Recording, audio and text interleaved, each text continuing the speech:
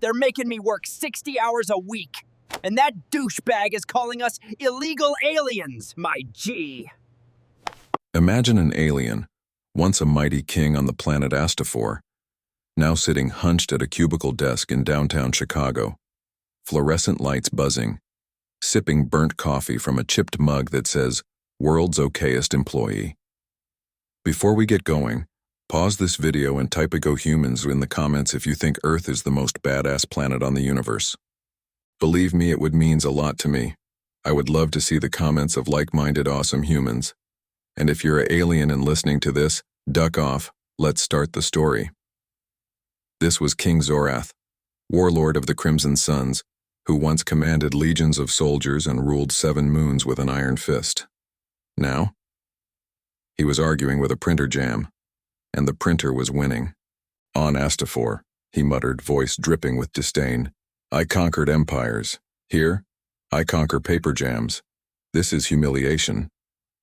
But let's rewind. Zorath never chose Earth. He never chose capitalism, commutes, or corporate HR meetings about team-building exercises. No, he was exiled. After a galactic coup, Zorath fled to the only backwater planet nobody dared to invade, Earth. At first he thought humans were primitive. No plasma cannons, no teleporters, not even gravity stabilizers. They still fought traffic like barbarians. But what he didn't realize was this. Earth isn't a backwater. Earth is a survival gauntlet disguised as a planet. You think black holes are scary? Try paying rent in Los Angeles. You think asteroid fields are dangerous?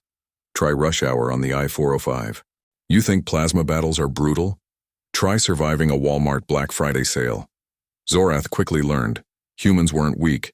They were forged in chaos. At first, he tried to live quietly. He got himself a job. Entry-level, data processing, 60 hours a week. For a king who once had 12 concubines feeding him peeled fruit while he lounged on a throne of crystallized bone. This was a downgrade.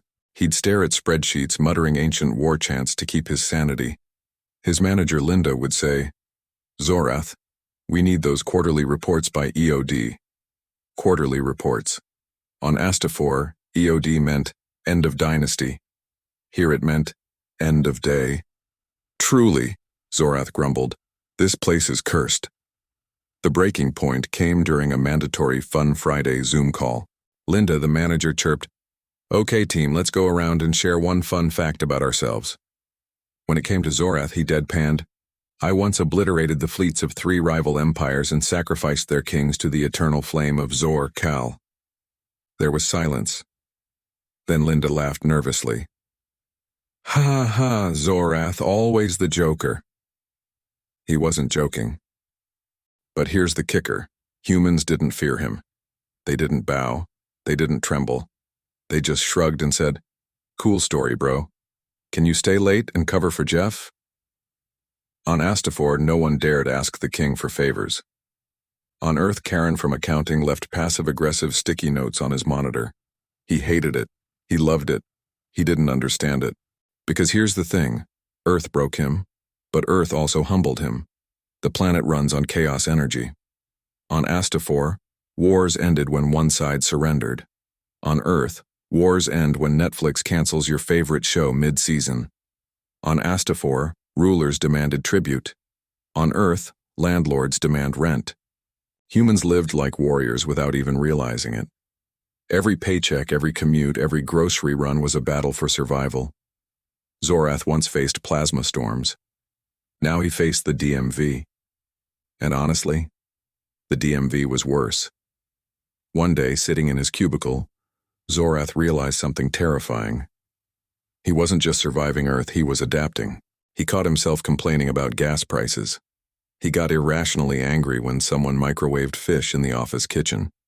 He joined a fantasy football league, even though he didn't understand the sport. He was becoming human, and it scared the cosmic hell out of him. But then, something shifted. A galactic bounty hunter eventually tracked him down. Cloaked in shimmering armor, armed with plasma rifles, the hunter stormed into Zorath's office. "King Zorath," the hunter growled, "your reign is over.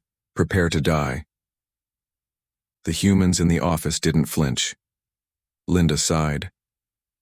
Zorath, if this is another one of your gamer buddies LARPing, I swear. Karen rolled her eyes. Can you not? We're on deadline.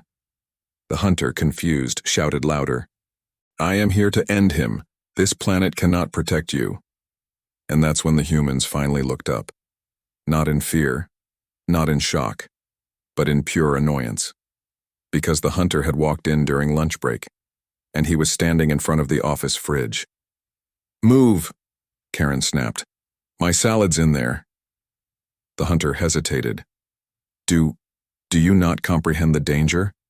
I am armed with plasma, and then Dave from IT, holding a lukewarm burrito, just said, Buddy, unless you can fix the Wi-Fi, get out of the way. Zorath realized something. This wasn't Astafor. This wasn't war. This was worse. This was Earth. And Earth doesn't fear death. Earth fears slow internet. The bounty hunter left confused, muttering something about unholy resilience. That was the day Zorath finally understood. He wasn't demoted. He wasn't humiliated. He had been initiated. Earth had tested him, broken him, rebuilt him.